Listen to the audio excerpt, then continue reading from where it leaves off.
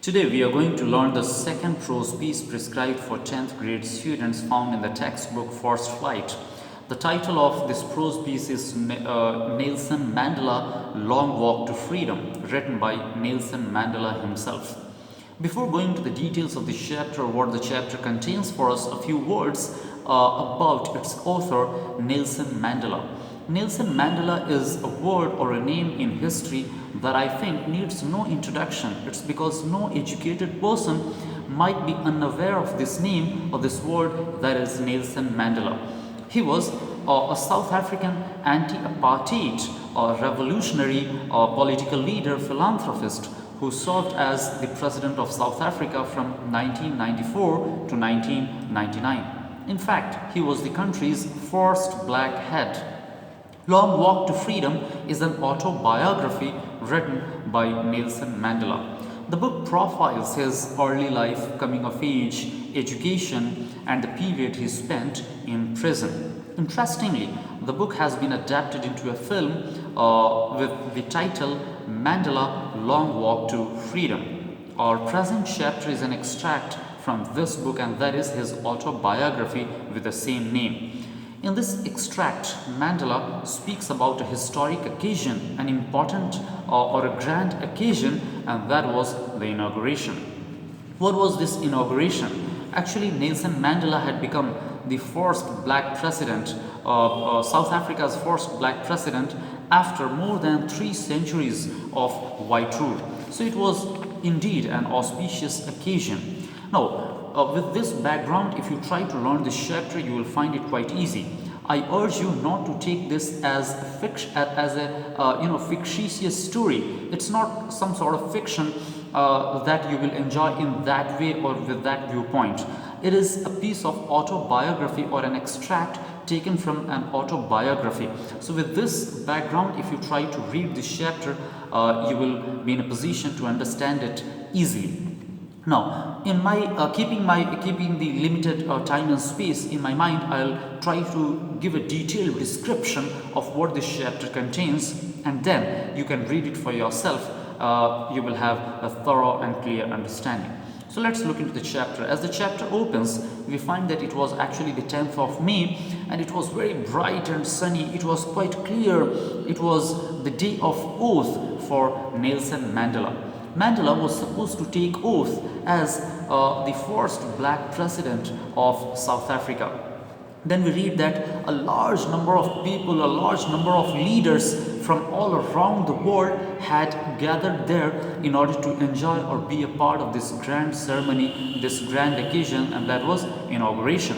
The inauguration ceremony took place in a big open building in Pretoria. That's what we read in the initial paragraphs itself. Nelson Mandela was accompanied by his daughter Zenani. And then we read that Mr. De Klerk was the first person who took oath as the second deputy president, followed by Mr. Thabo Mbeki, who served as the first deputy president of South Africa. Then we read that Nelson Mandela served as the first black president of South Africa. He pledged to obey and uphold the constitution and devote himself to the well-being of the people. That's what we read in this extract in this chapter. He also promised to make the nation free from poverty, deprivation, suffering, and all sorts of discrimination.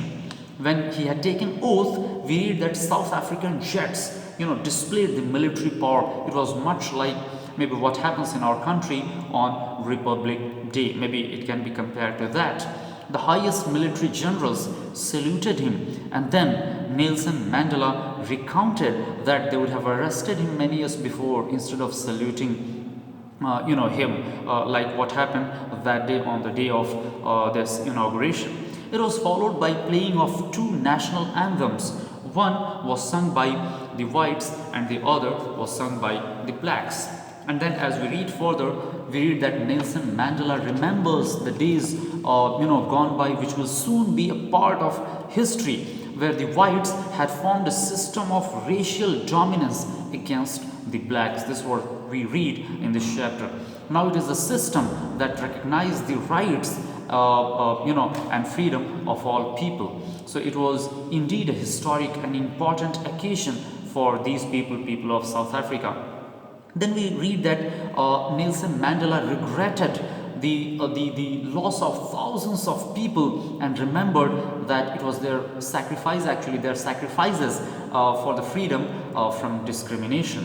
So he doesn't fail to acknowledge even his people who had fought for this freedom. He thought of himself as the sum of all those African patriots who had sacrificed their lives before him. So this is a very good quality in Nelson Mandela.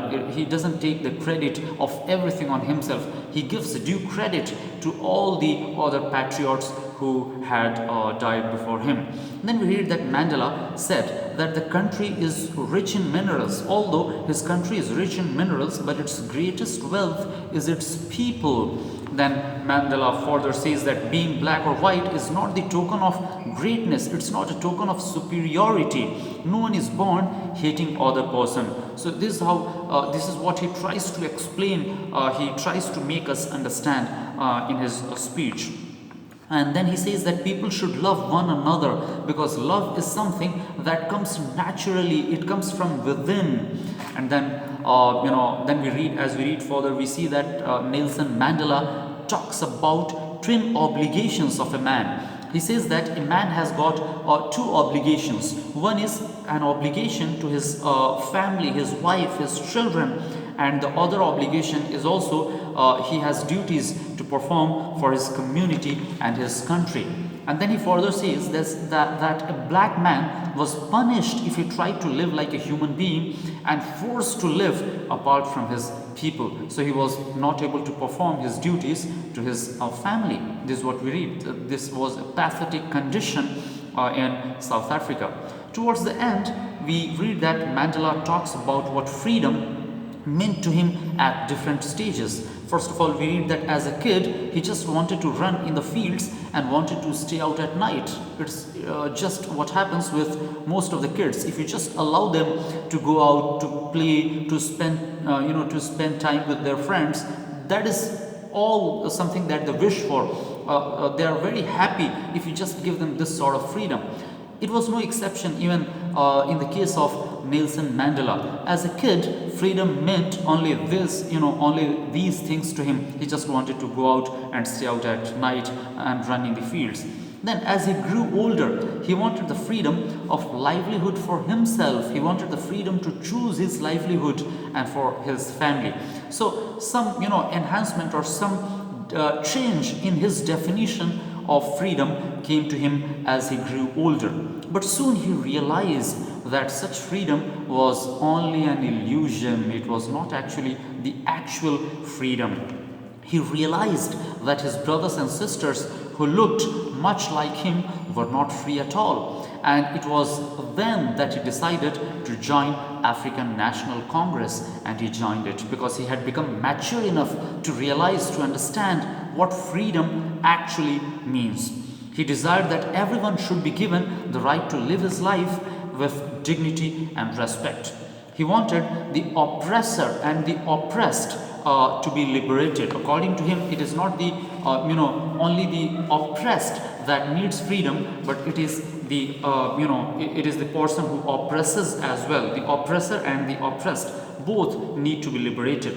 According to Mandela, a man who takes away another man's freedom is a prisoner of hatred. That's what we read in this chapter. If a person takes away other man's freedom, he also is a prisoner of hatred. That means a person who rules other person also needs to be free. So this is what is found in this an overall view of this chapter. Now, if you analyze this chapter and if you try to learn what we can learn or what we can draw as practical lesson, I think we can learn a few things from this chapter. The first is, Nelson Mandela gives a perfect definition of freedom. According to him, freedom means freedom for everyone. Everyone should equally enjoy the freedom. I think in my language, if I were to talk about, I could say your freedom ends at the tip of the other man's nose. That means live a free life and let your freedom do not disturb others. Let others also live, like free human beings. Moreover, this chapter also is a beautiful illustration of courage. That's a very important lesson I think we can learn from this chapter, we can draw from this chapter. We read in one of the paragraphs, I learned that courage was not the absence of fear, but the triumph over it. Just because, we are human beings, it is very natural that we will fear, we will be afraid of so many things. That's quite natural. But courage is not the absence of fear. It's not that being courageous means we don't have any fear, but actually triumph over it. We have to be victorious over the fear. And then further he says that the brave man is not he who does not feel afraid, but he who conquers that fear.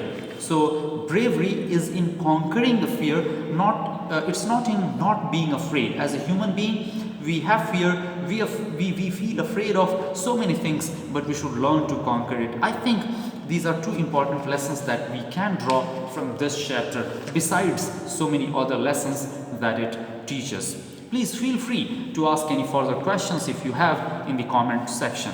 Thanks for watching.